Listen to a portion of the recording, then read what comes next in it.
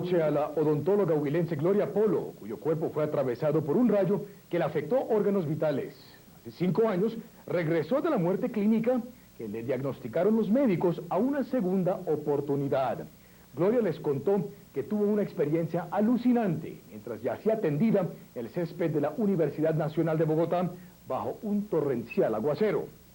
Cuando su esposo y algunas personas la veían convulsionando con sus ropas chamuscadas, que exhalaban una humareda azul, ella se sentía en un túnel que la empujaba con fuerza aterradora entre el cielo y el infierno.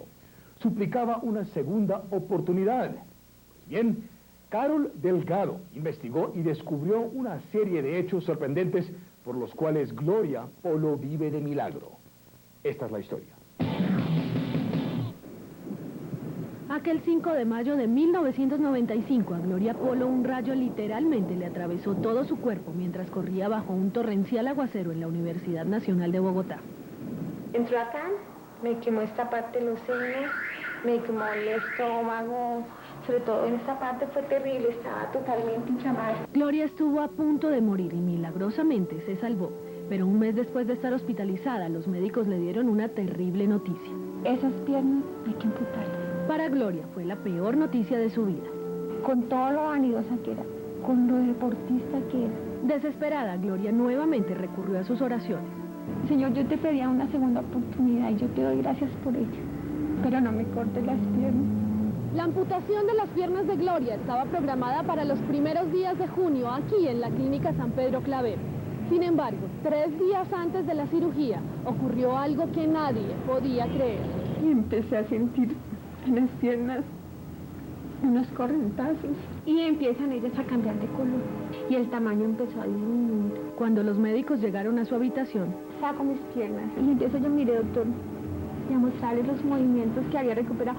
Gloria salió de la clínica 15 días después de su milagrosa recuperación, luego de estar casi 2 meses hospitalizada. Entonces comenzó una nueva batalla para ella. Tenía que andar cogida a las paredes porque me resbalaba, me caía. Pero esto no la detuvo y un mes después de salir de la clínica se reintegró a su trabajo como odontóloga.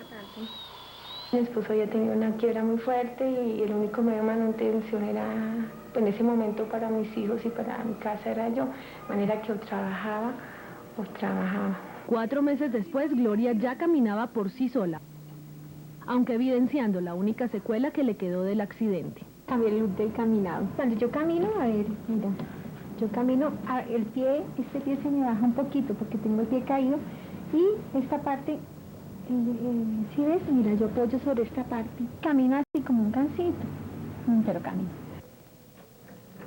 Esta es la historia. Llevó a Gloria al consultorio de uno de los médicos que la trató 5 años atrás. Desde entonces nunca habían vuelto a verse. ¿Cómo está de bien? El médico recordó el increíble incidente con sus piernas. Un milagro, porque estaba programada una amputación y la paciente empezó a recuperar la sensibilidad como, ahí sí que instantáneamente 3 días antes. Pero los milagros en la vida de Gloria no terminaron allí. Iba a quedar estéril por el tipo de quemadura tan profunda que tuvo.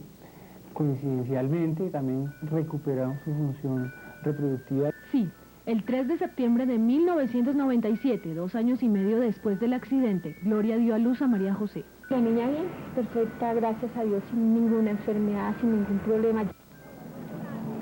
Esta es la historia. Quiso conocer el lugar exacto de los hechos y Gloria accedió a acompañarnos. Era la primera vez que iba después de aquel 5 de mayo de 1995. Aquí, en este sitio, nos cayó el rayo. Botábamos mucha corriente, saltábamos como caucecita. Y así era el túnel, por acá fue el túnel. Lo que más sorprendió a Gloria fue ver el árbol que inicialmente recibió toda la descarga del rayo aquel día. Si alcanzas a notar que todavía se ve quemadito, mira. ¿Sí ves? Mira. ¿Se alcanza a notar? ¿Sí ves? Alguien que ve el árbol, me ve que estaba al lado y me ve así. ¿Cómo va a dudar que es un milagro? O sea, no necesitan palabras. Yo pienso que el testimonio vale más que 1000 palabras. Estoy viviendo mi segunda oportunidad. Me mandaron con misión compartir el testimonio de lo que yo viví.